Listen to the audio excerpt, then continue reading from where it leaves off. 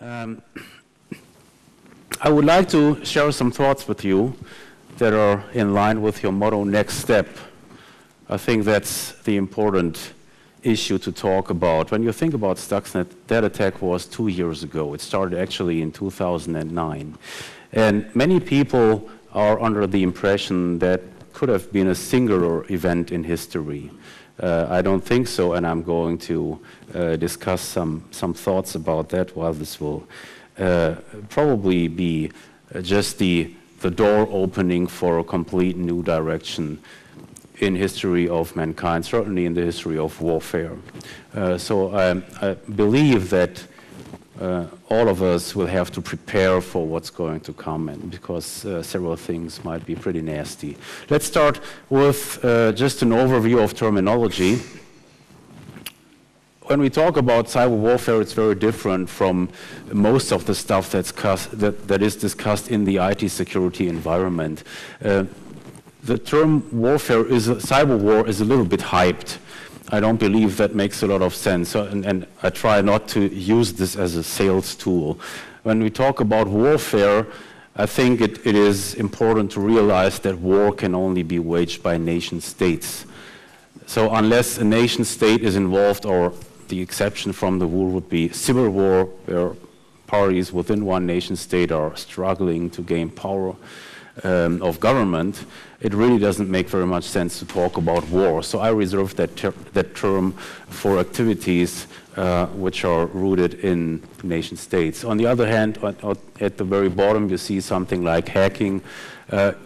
We in the community usually refer to hackers only in respect to people who do what they do for recreational purposes. So they're just trying to have fun in the very bizarre sense that they think fun would look like. Hacktivism is a little bit different. Hacktivists are not paid. They are different from the average hacker because they have an agenda. That could be a political agenda. For example, the anonymous hacker group, they do their activities in order to send out a message, and they chose not to use standard politics and parliaments. They believe that they are entitled to bring out that message by hacking into other people's computers, just like recently into computer systems of the biggest Saudi Arabian oil company, because they just don't like the Saudi government. There is a little, I mean, no matter how you view the Saudi government, that's one thing. The big issue, the big problem we have with hacktivists is that they could change their mind, and tomorrow they might have some problems with the Turkish government. So it's really getting a concern, because these groups, some of these groups possess impressive capabilities. For example, the NSA, the National Security Agency in the United States, estimated just a couple of months ago that Anonymous might be able to attack US critical infrastructure within the next 2 years. Cybercrime is a different story. When we talk about cybercrime, we are talking about acts that are motivated by making money. So just, for example, like extortion, which is today, this makes up most of the concerns that are related to cybersecurity, and I guess you know that very well. Cyber espionage is just a fact. It happens every day. It is an internationally accepted activity in terms of government, so this won't go away. This is here to stay. Cyber terrorism, that's a different story. We haven't seen that so far, but I'm afraid we'll get there, and I'll focus on that a little bit later in my talk.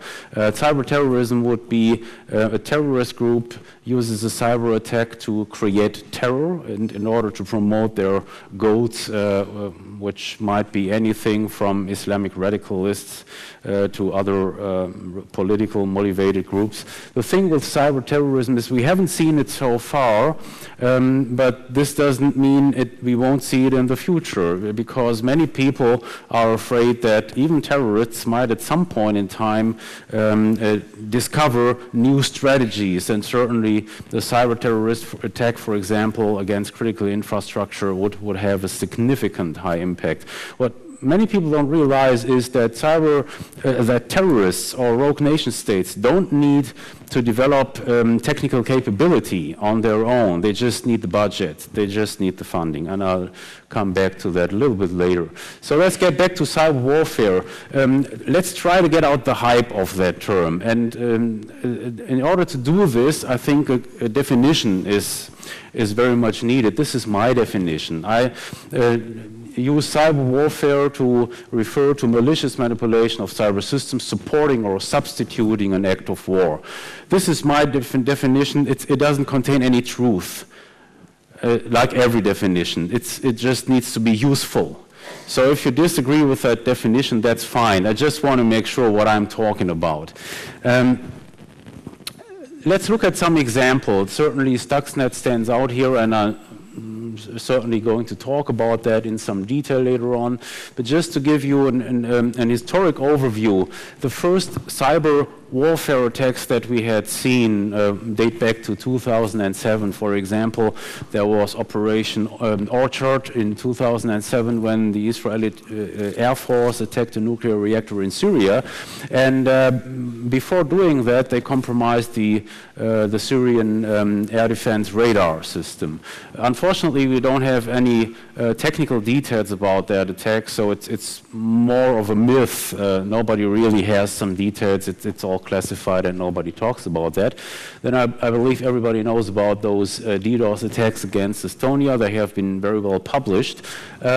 Most people, including myself, actually have a little of a problem using this in the context of cyber war, because the effects that we have seen were comparatively small.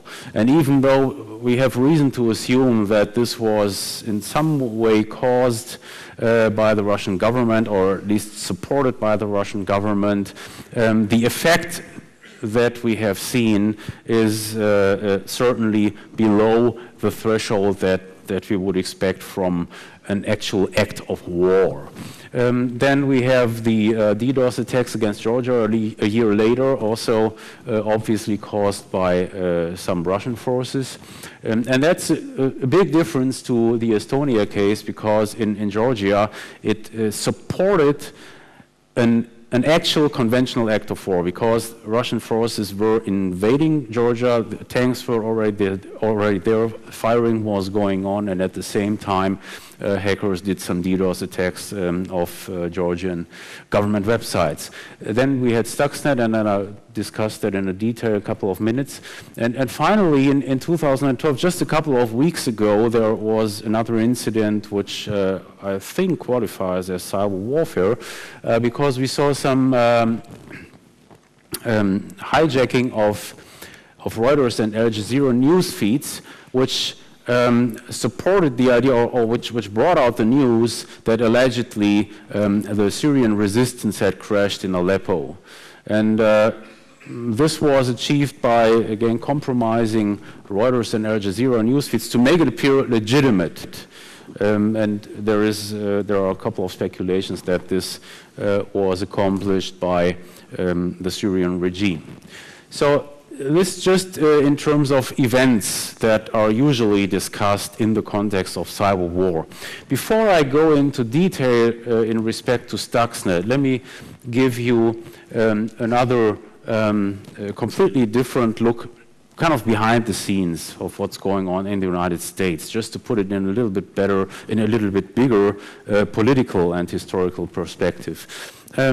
So what we see when big events happen like Stuxnet, yeah, everybody sees that, but what few people recognize is the forces behind such developments. And I would like to point out a couple of details which I think are pretty important here. When you look at the United States, which is, nobody argues that, definitely the biggest cyber power in the world, the only cyber superpower right now, it is pretty clear where that development started. It actually started with the Obama administration, even though, funny thing is, Stuxnet, or Operation Olympic Games, as some of you will know, it was actually labeled, was initiated by George W. Bush. But Obama gets all the credit for that. Anyways, there is a significant shift in the United States government when Obama took office, which was in January 2009. In 2007, the United States officially declared, well, we have a defensive mindset in cyberspace. We don't actually, or we are not interested in hitting critical infrastructure, etc. In cyber warfare, we just stay passive on the defensive side. Then 2009, Stuxnet was deployed, and again, that was after Obama took office. In 2010, the U.S. Cyber Command got operational. In 2011, the United States published their cyber strategy, which includes some very significant political statements, such as we reserve the right, we, the United States, reserve the right to respond kinetically to a cyber attack against our systems, against our critical infrastructure, for example. It also has something like, we, the United States, deserve the right to infiltrate systems of other nations, unless we don't do any malicious acts there, we don't destroy anything, we reserve that right. Funny thing is, most experts, including the former CIA Director General Michael Hayden, also assume that, wait a second, you're not supposed to infiltrate our own systems. We consider that already as an act of aggression. So there's just a little bit of hypocrisy here. And in 2012, there was another significant event that I assume most of you have missed. It's very, very new. There is presently a request for proposals going on by the United States Air Force, and they're reaching out to contractors and software companies to supply offensive cyber capabilities, which are thought of to be used also at an operational level. This is an extreme shift in policy, because so far the official policy was that every single cyber attack must be authorized by the US president, period. And this is obviously going to shift dramatically. So in future wars, US military commanders at the operational level will have the authority to order cyber attacks. So this was all going on. I call it that the Obama effect. So it obviously has a strong relation to the policy of that president. Now let's get back to technical terms. One concept is very important to understand. What we have learned from Stuxnet, one very important lesson is that you should differentiate between a cyber attack and a cyber weapon. In technical terms, it's actually quite easy. So every software person here in the room will have no difficulty understanding that, because it's the difference between an activity and an artifact. An artifact like a piece of software.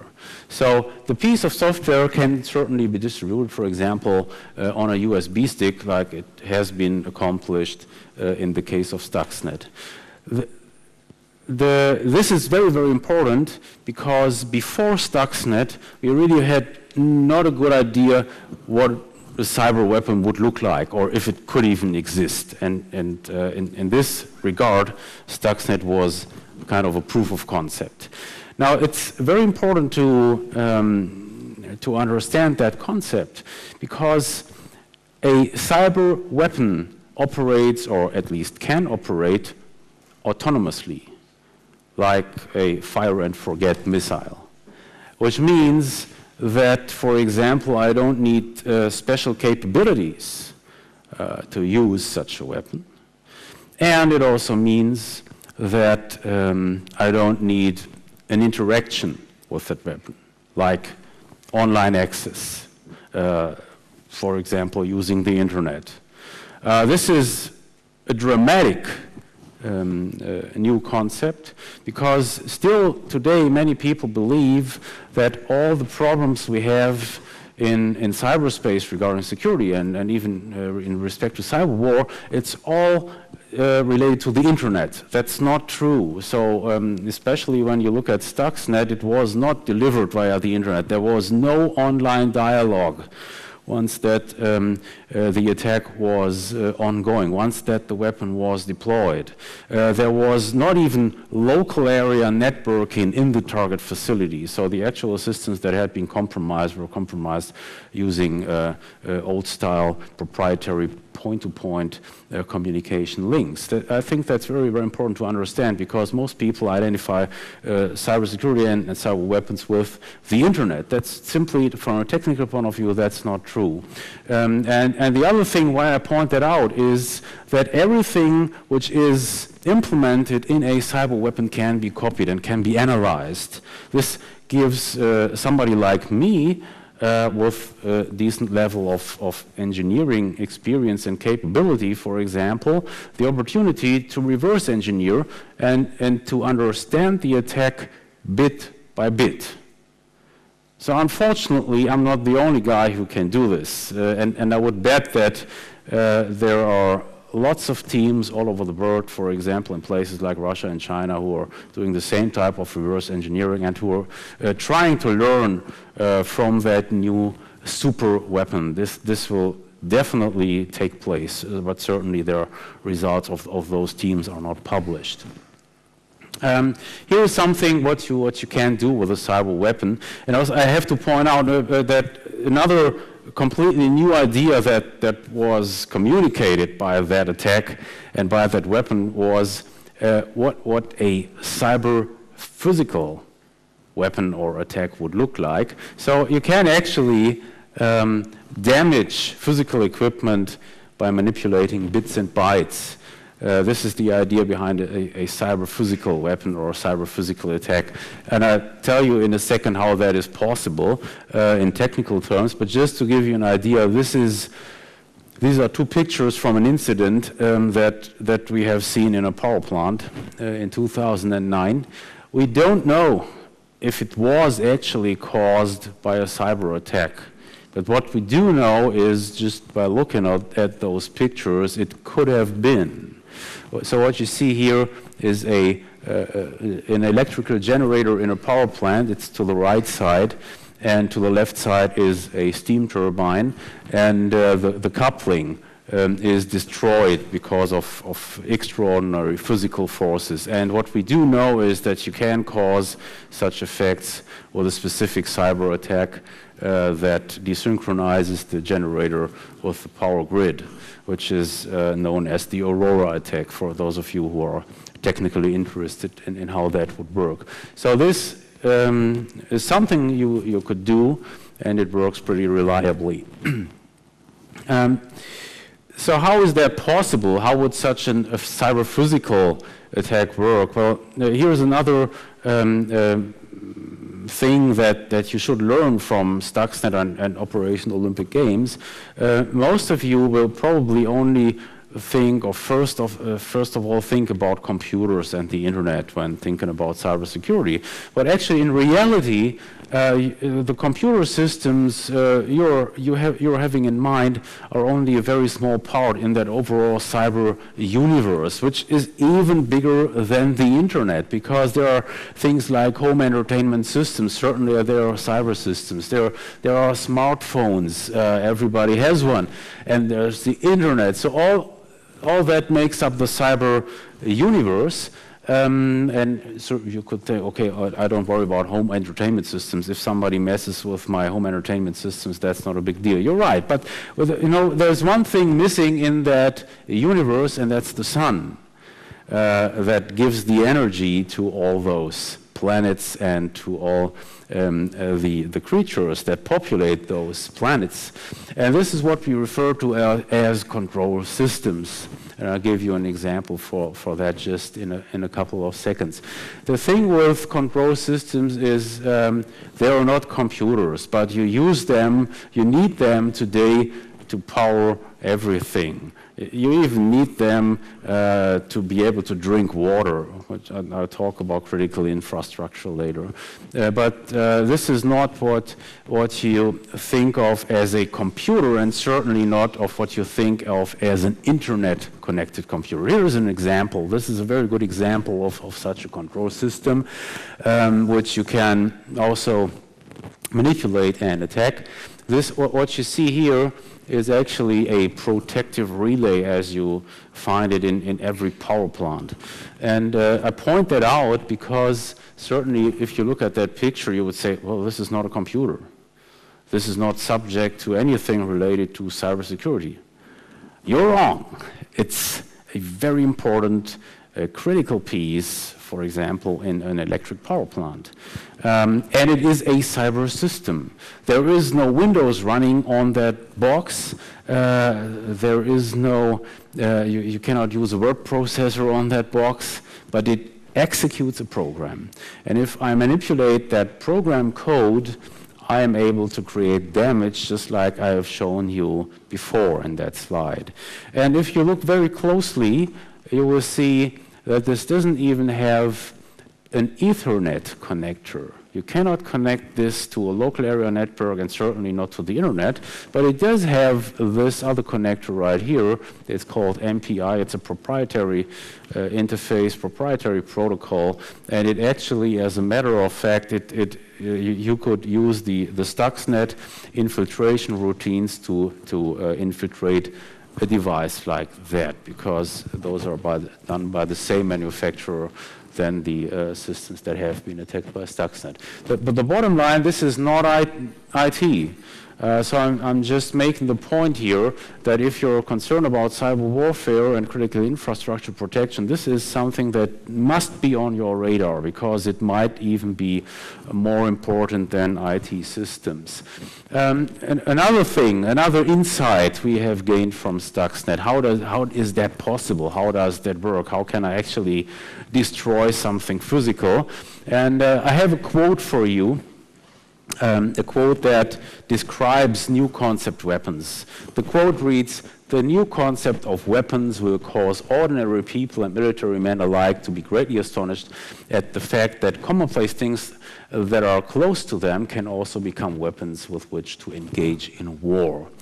So the big difference between cyber and kinetic is with a kinetic attack, you physically destroy your target by applying energy. A cyber weapon, cyber attack works completely different. It manipulates the behavior of your target in a way that could ultimately physically destroy the target. The bad news of that insight is it comes from the Chinese People's Liberation Army. So the Chinese are very good at understanding this stuff. But in that book, it doesn't have any relation to cyber warfare. It's just how military strategists in China think about the future of warfare. And when I came across that quote, I was thinking, well, they nailed it. So they obviously they understood the concept even before it was used. Here is something that you can do with cyber physical weapons. Here are some example targets that you can try to hit. So, for example, on the very top in that row, there are military targets. As soon as your military target that you try to hit has anything automated in it, which certainly every battleship has, for example. Even tanks are automated these days. Modern tanks have a USB interface. And that's certainly something that your adversary knows. And your adversary could think about it for a minute that, well, just in addition to trying to kinetically destroy a tank force, I could try to do something with cyber, because as you will see, it's much cheaper and it might be as effective. So military targets, including reconnaissance systems, they are definitely on the radar now. So I don't believe that any future war won't have a cyber component. This would be completely ridiculous and naive. Every army, every military organization will try to cyber attack enemy systems because it works. Stuxnet was a very good proof of concept for this. Then in the middle we also have civilian targets, which are usually referred to as critical infrastructure, which includes something like electrical power grid, your water supply, or transportation. All of those systems are also vulnerable to cyber attacks. And it certainly is a very big difference if you just mess with somebody's computer network and steal some data or steal some confidential information, private relation, or if you just knock out electricity for a city or even parts of a city. That makes a big difference. So there might actually, you might with cyber and cyber warfare, you might run into much bigger problems than just somebody messing with your data and messing with your information. And last but not least, on the very bottom, there are additional targets which I call dirty targets, such as chemical plants, refineries, nuclear power plants, or hospitals.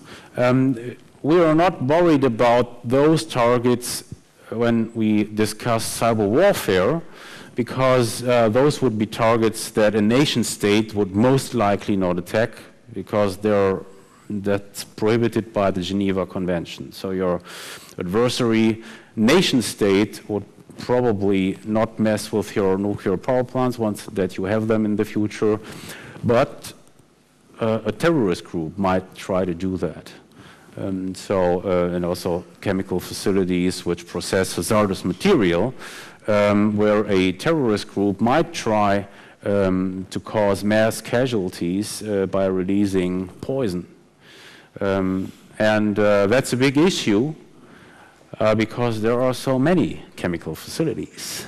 That's a big practical problem. It is tough. It requires a lot of effort to actually protect those facilities against cyber attacks, and certainly also hospitals. I mean, these days when you go into a hospital, you have all kinds of cyber systems that you probably don't recognize, but just if you think about infusion pumps have a Wi-Fi interface these days, and don't assume that would be highly protected with encryption and all that stuff. It's just not the case. So it can be compromised quite easily on a technical level. Let's go a little bit deeper into technical subjects. I get back to Stuxnet and how it was structured and what you can do with an attack vector like this.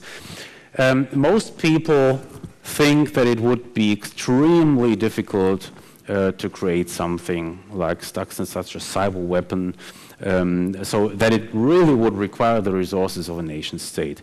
That's simply not true.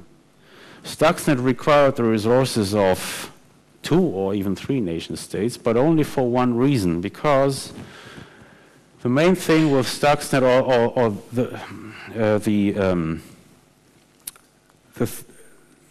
the part of Stuxnet that required the most resources was disguise.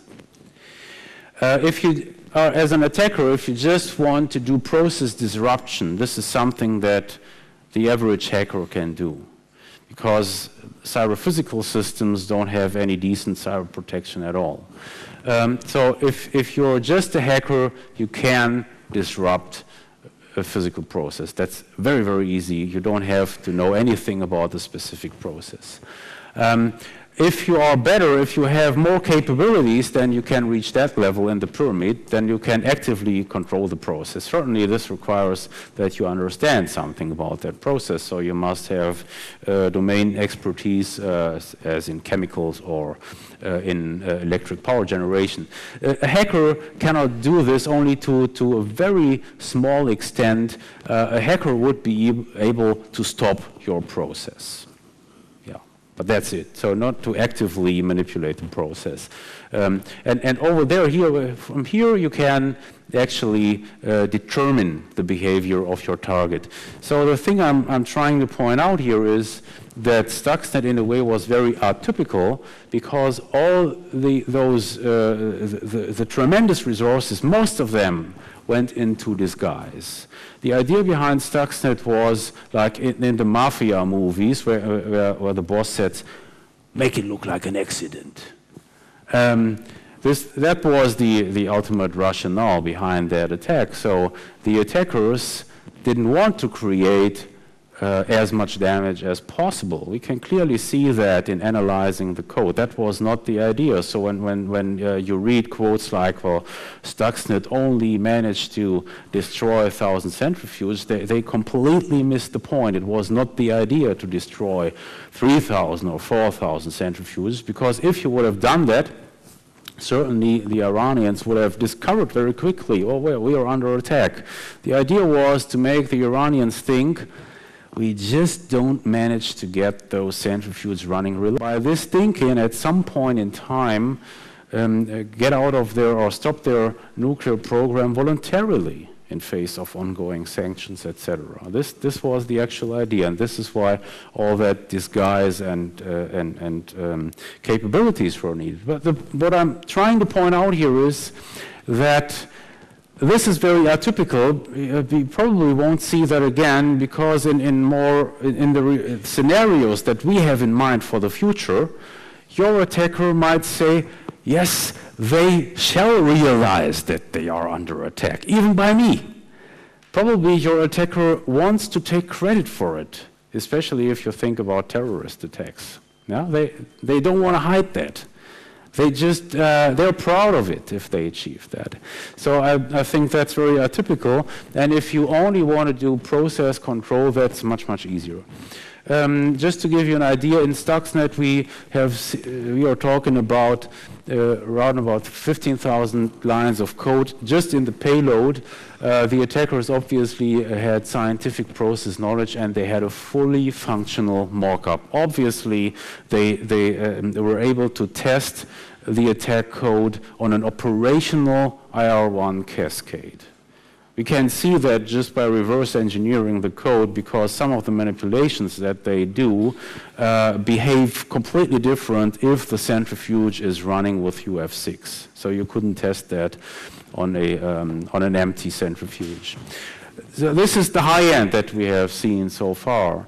On the low end, you would be able to create a whole lot of problems in similar installations with just 4 lines of payload code. Last year I did a proof of concept. I was interested because so many people were saying, well, this can only be done by a nation state, and we probably don't need to worry about that because nobody would try to do something like this against us.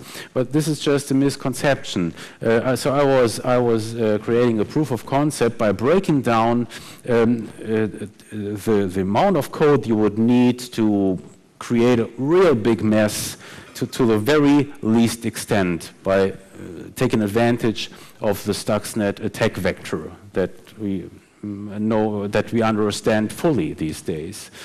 And what you end up with is 4 lines of payload code. And these 4 lines work generically, so they work in every target which uses products similar to those who have been affected by Stuxnet, which is what we call programmable logic controllers. And that's a problem. Houston, we have a problem because if it's that easy, certainly everybody will understand you don't need a nation state to do that.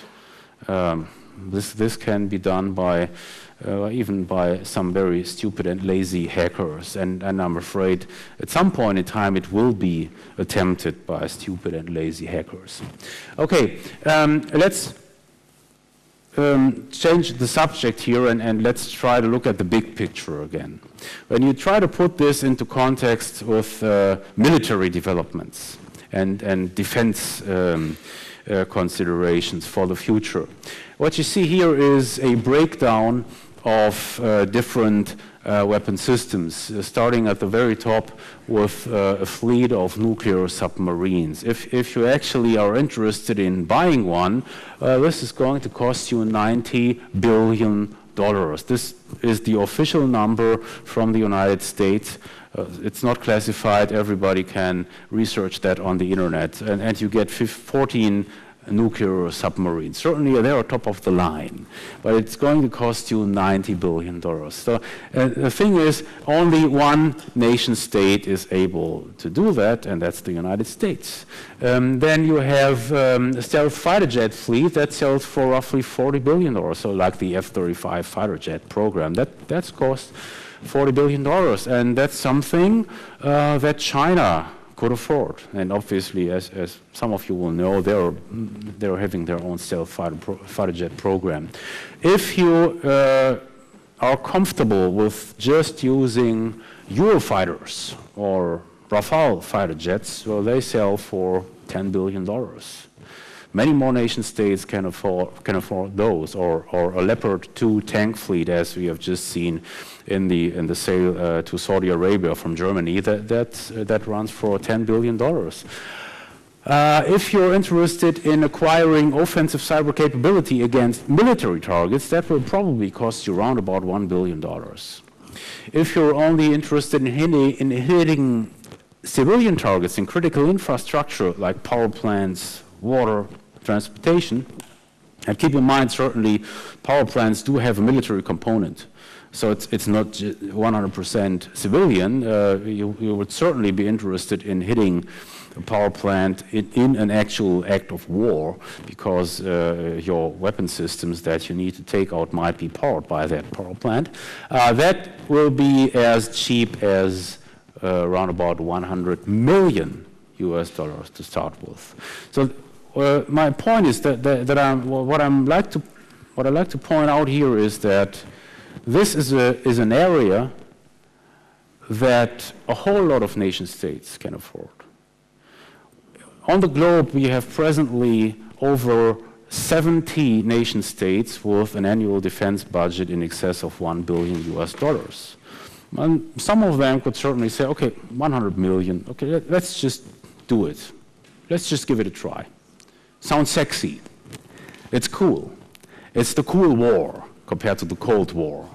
Let's just do it. So what I project is that this is going to happen. Many nation states will be or already are in the process of building up offensive cyber capability that will at least allow them to hit critical infrastructure targets.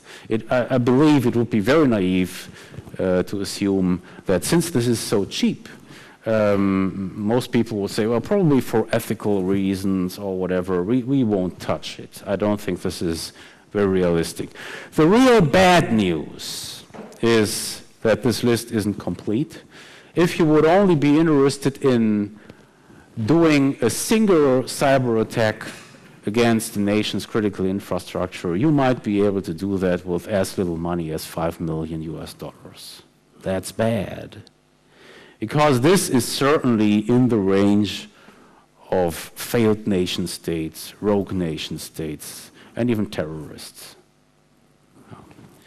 That's the bad news. So if I'm not interested in systematic capability to do offensive cyber hits, just a single shot, then I might be able to just purchase that on the black market for as little as $5 million. So that's very, very important here. There is a non-state threshold just in terms of budget. So this gets within reach of non-state actors. That's the big problem we have with cyber warfare, cyber weapons. If it was only about real war between nation states, it would all be much easier. But with cyber, non-state actors are the big unknown in the equation. So finally, what can you do? How should you prepare your defenses? Should you plan to respond kinetically? Should you do something like U.S. Cyber Command or something like the Department of Homeland Security? I would like to give you some ideas.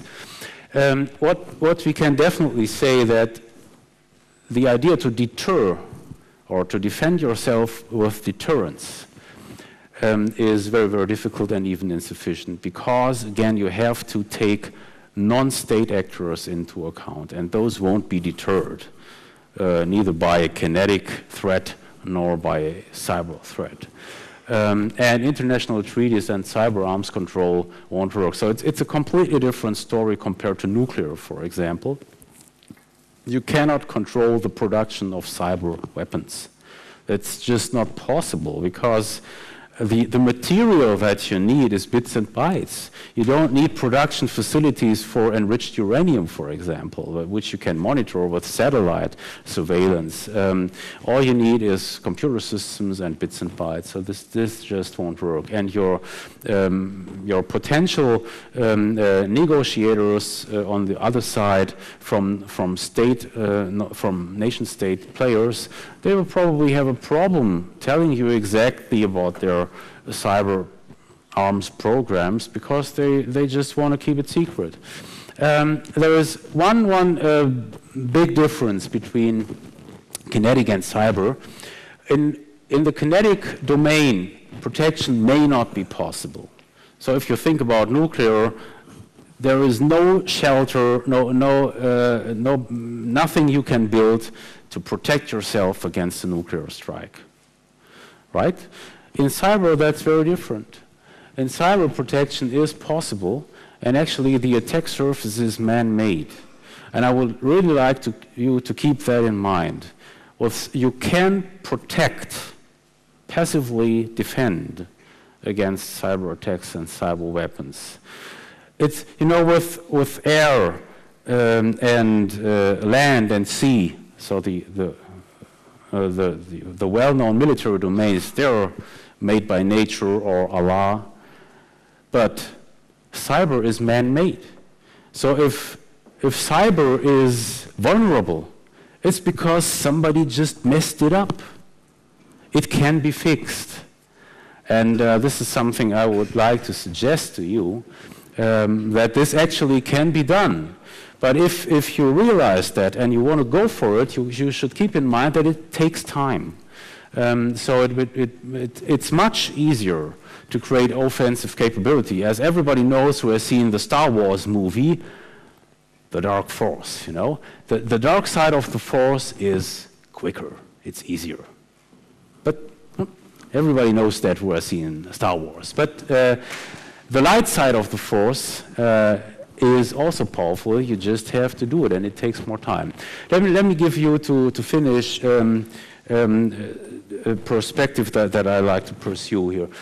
The acquisition of offensive cyber technology is quite easy when you view it just from a technological perspective. This is how it happened approximately in the United States. It all started around about 2006. In 2006, we see the first clear signs of offensive cyber development. It's very difficult to see here.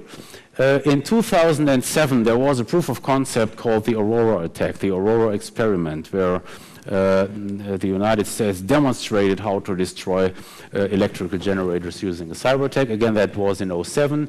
In 2009, Stuxnet was deployed. Then, a couple of years later, we see the first signs of policy development. For example, in 2011, I mentioned that already, the United States published their cyber strategy by the Pentagon. And just recently, the United States Congress discussed what is known as the Lieberman Bill. So it's about regulating the civil sector, the private sector, that every critical infrastructure asset owner needs to do protection. Unfortunately, that bill did not pass the House, but it's clearly a sign that policy development is starting. I project that we will see a very significant push in the near future in the United States regarding policy. If at some point in time we are going to see protection, it might look like this. The problem with protection is it just doesn't scale that well. It doesn't go such exponentially. It can be done, but it requires a lot of sweat and a lot of time. It is not rocket science, so you cannot really scale it. It is inflexible, and the thing I'd like to point out and close my talk with is that this certainly won't happen without policy. So offense is sexy, it's cool. Defense, passive defense, protection, it just won't happen. It also costs money. Certainly offense also costs money, but as it is sexy, everybody is eager to spend that money. Protection is more difficult. The one thing I would like to point out in closing is that this is just a very significant time lag that we are seeing here. So probably even in 2020, we still won't be protected against the threat properly in the United States. But it just doesn't have to be that way. So if policy would give a more timely push, we could start much earlier with protection and take it to a much higher level. And this is one thing I would like to have you consider, that you actually can protect against these attacks, but it needs to be pushed by policy. And this might even go as far as regulation for the private sector. It can be done, and that's the complete difference to the nuclear realm. Thank you very much for your attention.